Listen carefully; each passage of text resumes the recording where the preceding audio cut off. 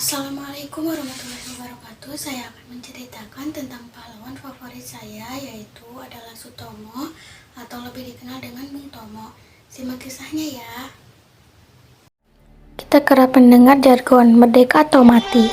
Kata-kata itu berasal dari Bung Tomo yang dicetuskannya ketika ia menggelorakan semangat para pejuang pada pertempuran Surabaya 10 November 1945.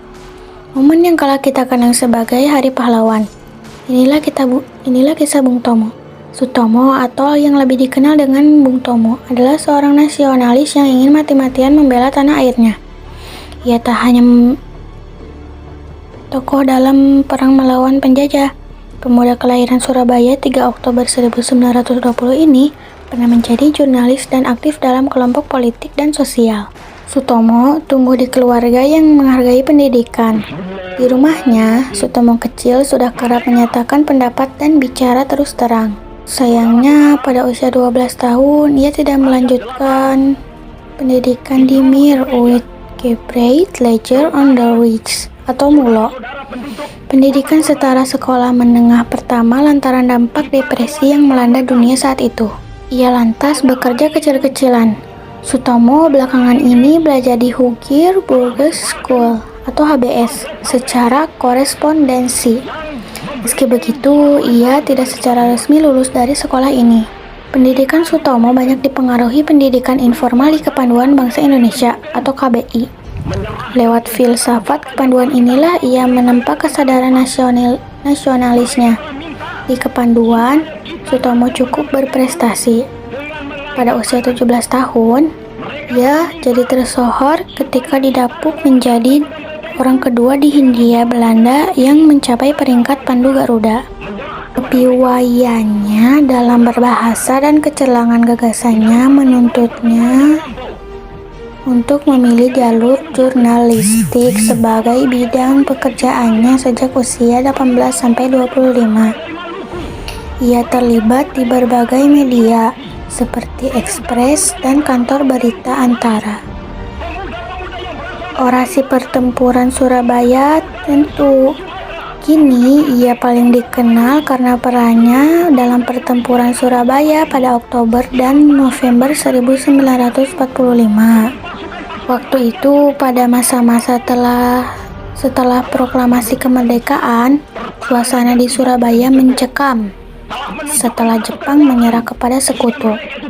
Tentara Inggris yang tergabung dalam Allied Forces, Netherlands, East Indies atau AFNI datang ke Surabaya bersama dengan tentara Netherlands Indies Civil Administration atau NICA.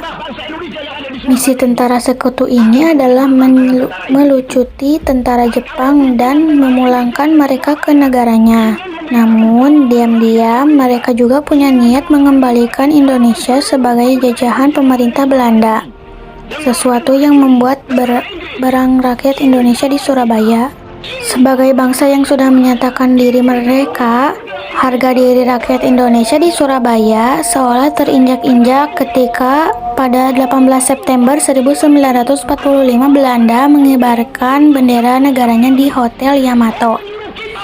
Bentuk perlawanan rakyat, disobeknya kain biru pada bendera itu hingga hanya merah dan putih yang tersisa. Bung Tomo pada pertempuran Surabaya, suasana terus memanas. Sampai pada 30 Oktober 1945, pemimpin Inggris Brigadir Jenderal Malaby terbunuh karena tembakan seorang pemuda Indonesia. Situasi ini memancing konflik yang lebih runcing. Inggris mengultimatum rakyat Indonesia untuk menyerahkan senjata pada 10 November.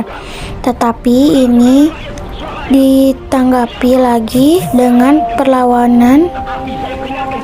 Inilah puncak pertempuran Surabaya. Dalam pertempuran itu, Bung Tomo terus menggelorakan semangat rakyat untuk menentang penjajah. Ia meneriakkan orasi yang petilannya kita kenal sampai sekarang. Kita tunjukkan bahwa kita ini adalah benar-benar orang yang ingin merdeka. Dan untuk kita saudara-saudara, lebih baik kita hancur lebur daripada tidak merdeka. Semboyan kita tetap merdeka atau mati. Kata-kata itu terus memantikkan keberanian pada para pejuang. Puncak pertempuran itu yang terjadi pada 10 November, kini kita kenang sebagai Hari Pahlawan. Nah, itu dia kisah pahlawan favorit saya. Siapa pahlawan favorit kamu? Oke, sampai di sini dulu ya.